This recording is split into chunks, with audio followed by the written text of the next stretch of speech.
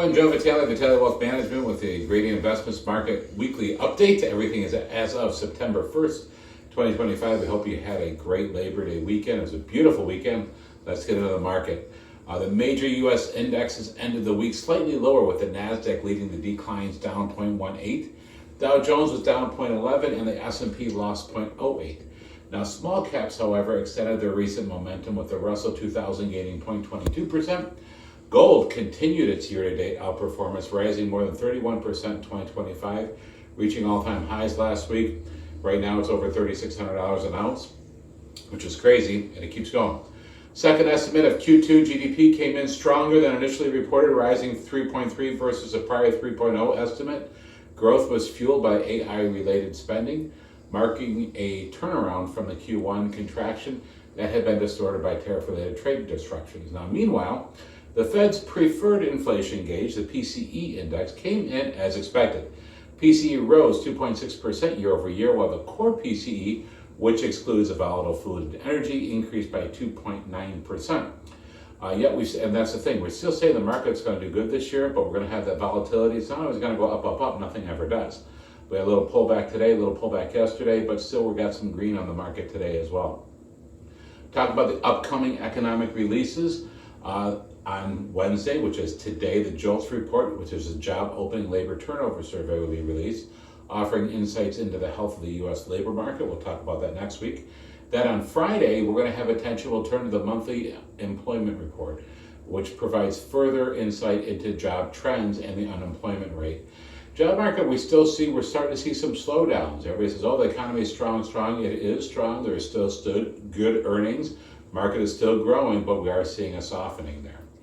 Market outlook: earnings season for the second quarter is in the books, concluded with NVIDIA's earnings report last week. Overall, the S&P 500 companies posted earnings growth of 11.7%, marking the third straight quarter of double-digit growth, as well as the 4% projected at the start of the season. Now, it actually is beating that. Looking ahead, Friday's monthly employment report will be the key in assessing whether the recent signs of labor market softening persisted into August, following significant downward revisions to job openings for prior months, which is so stupid. We get these downward revisions all the time. Why can't they have it accurate the first time through? I don't understand this.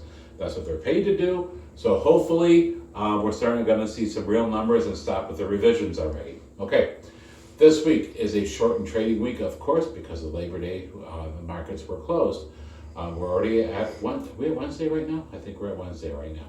So, that being said, what else is going on? Was there any trading activity in the Buffered Outcomes portfolio last week? We sold NPR, XPAD. So what's happening, in our portfolios, we'll take stocks in and out of the portfolios because we do have to rebalance. So just our Gradient Outcome portfolio was rebalanced last week. We didn't see any other activities in the other portfolios. Again, I have told you we are starting to see the G40I be very strong. So we are doing some little bit more tilting into that position, which is basically international big companies. Stocks in the news, which is NVIDIA, of course, in the core selected G33, beat earnings expectations, raised guidance, but missed expectations on data center revenue, as excluded China from forecasts amid trade uncertainty, and the shares were down 3.13% for the week. Dollar General, which is owned in the contrarian choice, issued a Q2 beat and raise driven by stronger traffic and basket sizes amid growth across all income cohorts, as high income shoppers traded down. Now, the company also highlighted efforts to offset tariff-related costs. Nevertheless, the shares were down 3.2% for the week. So all the hullabaloo about tariffs are going to kill the market. What are we seeing? And they're going to have to do this.